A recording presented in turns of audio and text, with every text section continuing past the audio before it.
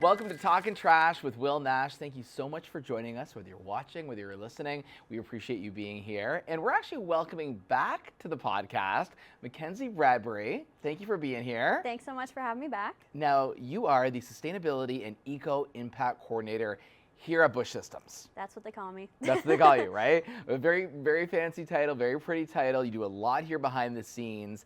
And one of the things that we want to really spend some time on focusing today is product carbon footprint. I find if I say that phrase, that word too fast, I just screw it all up. It's a tongue twister. It's a tongue twister. So for those who want to know more about that, what exactly is a product carbon footprint?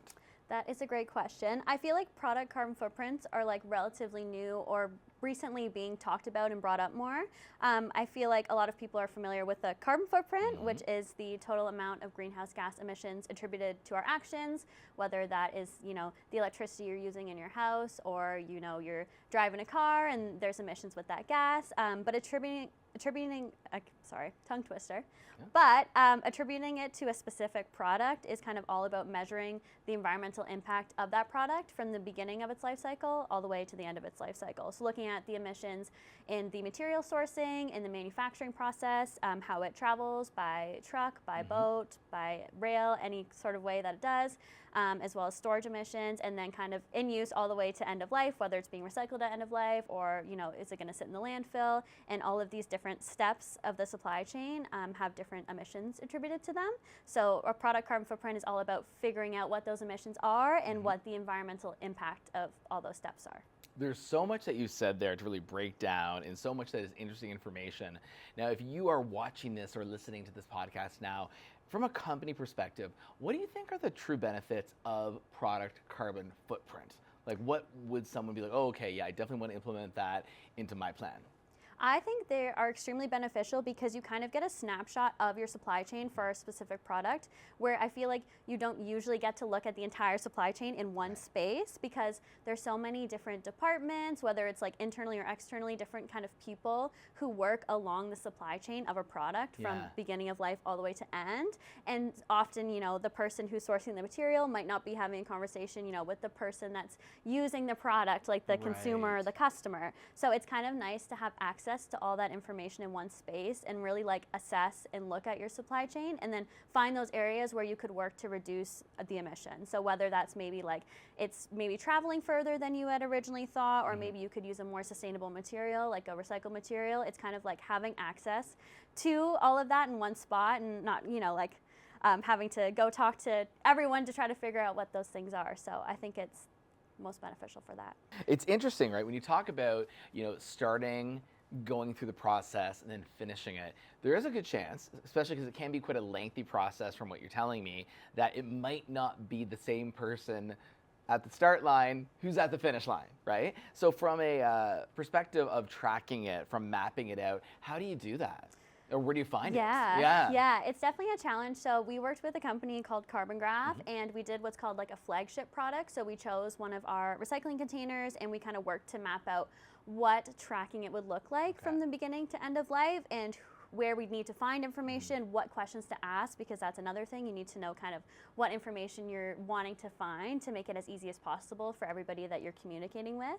And then you kind of gain a rhythm with that, like throughout mapping that first product, we were able to kind of figure out what steps were required and who we needed to talk to, and then we sort of replicate that across all of the life cycle assessments. The other nice thing about carbon accounting is that there is the greenhouse gas protocol, so it's like a global standardized framework. All corporations can refer to it for carbon accounting rules, so they have the guidelines set for how to map and what to map, and then you can sort of use that and then apply it to your supply chain where necessary. So there is some navigating like a rhythm with your supply chain. Everyone's supply chain is so different. Some are more complex than others. So kind of figuring out what that looks like for you and then kind of working to catalog that information as best as possible. It's great when you can actually like find it all and compile it all because it's really valuable to have that. It is a process for sure, and it's a lot of data collection, but it's definitely worthwhile to do so. And I would think, without fully knowing myself hands-on, I would think that, the information that you're trying to gather, or even the research that you're trying to find along the way, it's probably not just one or two people that's involved in this process, right? Are you looking at having, a team assembled for this, with different walks of life, different experiences, or can it be a smaller group that is essentially tracking it or mapping it out?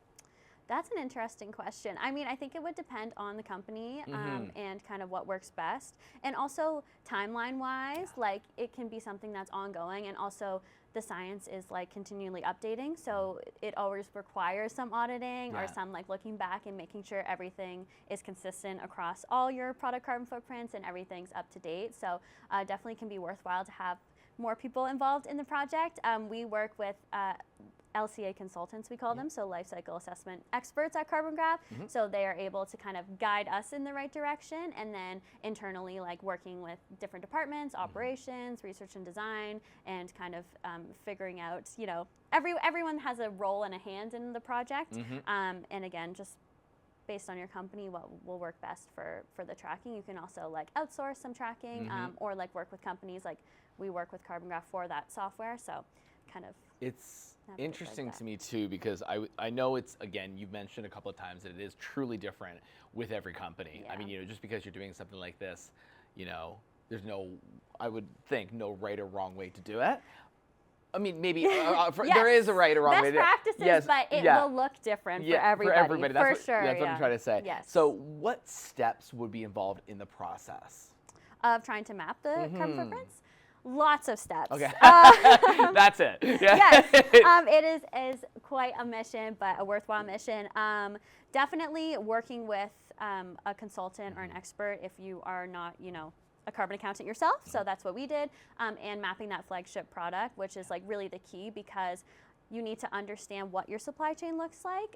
So having like an example product where you can kind of see what all the steps are will kind of help you to like replicate that. Because another thing with these life cycle assessment is making sure they're all consistent. Right. And every product is different, and we have such a diverse line of like products and materials, and like they get sent out to different places, and the materials come from different places. So it's kind of figuring out what that journey from beginning to end of life will look like, and then taking that methodology and partnered with the Greenhouse Gas Protocol and their guidelines and sort of apply it to each product. So now we're going to talk about some of the hard stuff. What are some of the challenges with this? A big challenge would definitely be kind of figuring out the data collection and figuring out what the supply chain looks like and how to track that information, because it is so like company specific, a lot of it. Like there is the guideline, but then it's figuring out exactly how you do things here. And what's been actually challenging but also really rewarding is kind of understanding our supply chain a lot better by having those conversations with the operations team and with the research and design team, and like with, collaboration. Yeah, exactly. And kind of learning all that information myself so that I can accurately track the footprint. So that is like a challenge to like get all the information together, for sure. Like it is a lot of, accounting and tracking and stuff, but it's worth it. Now, I don't know if you can share this, but what have been some of your findings?